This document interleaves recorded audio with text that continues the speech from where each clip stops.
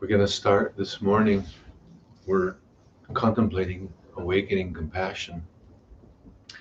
We're going to start this morning with a very famous story about a great practitioner in the past in Tibet. And apparently it's a true story. So once there was a yogi, a very good meditator, who went into retreat. I guess I'll turn this on.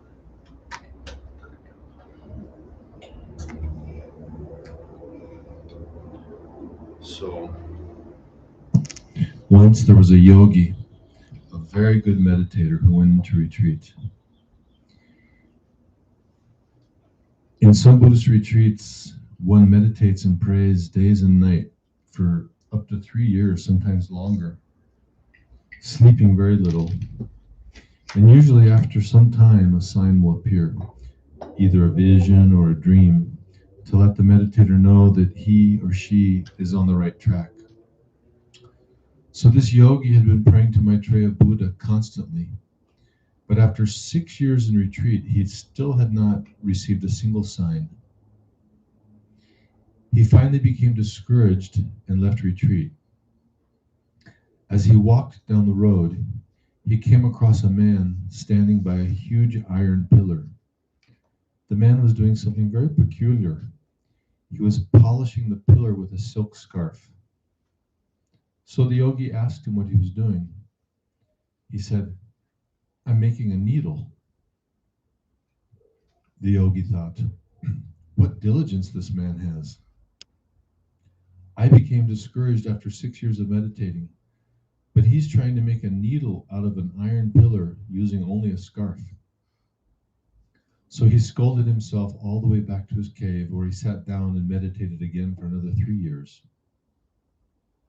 But still, he had no auspicious dreams or visions. And once again, extremely disappointed, he left retreat and came upon another strange sight. There was a man standing in front of a tall cliff, dipping a feather into a bucket of water and brushing it across the surface of the stone. The yogi asked him what he was doing. He said, "I'm removing this cliff. It casts a shadow on my house, so I can't feel the warmth of the sun." The yogi thought, this man has so much diligence in the face of such an impossible task. Again, all the way back to his cave, he scolded himself for being lazy. He sat down and meditated even more diligently this time. Another 3 years passed. By this time, the yogi had spent 12 years in meditation without having received a single sign that anything positive had happened. Totally dejected, he left retreat once and for all.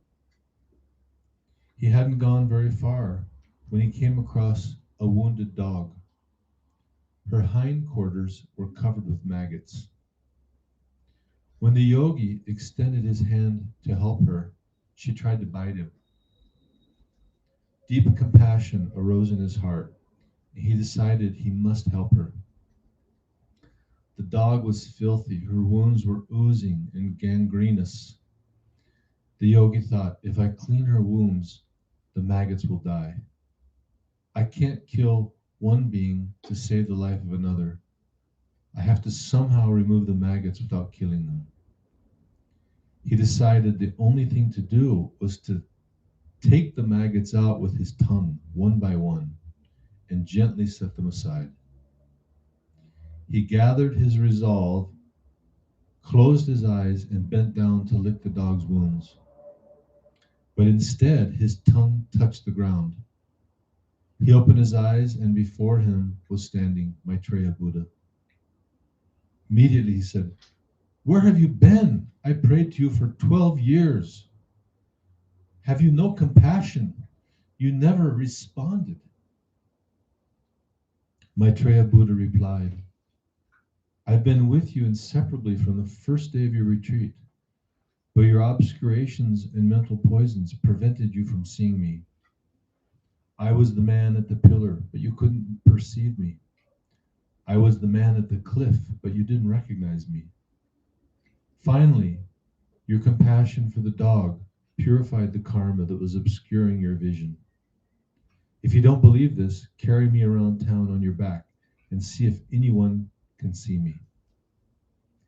So the yogi lifted Maitreya Buddha onto his back and walked through the village, asking people what they saw. Everyone except for one old woman responded the same way. What are you talking about? There's nothing on your back. Are you crazy? Because the old woman had fewer karmic obscurations than the others, she was able to see the wounded dog.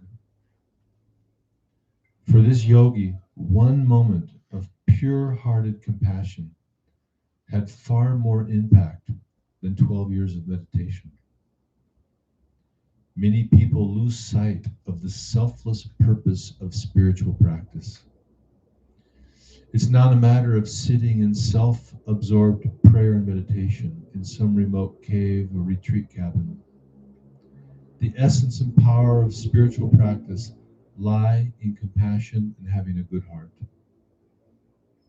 A prayer offered with the burning aspiration that the suffering of others cease is significantly more effective than a prayer made to overcome one's own suffering. Praying on behalf of someone who is suffering, thinking of her as a representative of all suffering beings, is a potent, compassionate act. One instance of genuine compassion can purify karma accumulated over eons. The Buddha's path to enlightenment began when he was in a hell realm, an ordinary being yoked with another pulling a cart, beaten mercilessly by guards because they had become too weak to move the cart. The future Buddha thought he might as well try to pull it alone and let his other partner rest. When he told the guards, they replied, "No one can protect another from his karma." With that, they set upon the future Buddha so ferociously that he died, and that way was able to reborn in another realm. Had it not been for that moment of compassion, he would have remained in hell until his karma had been purified through sheer suffering. Compassion is the universal solvent that dissolves the stain of negative karma from this and past lifetimes.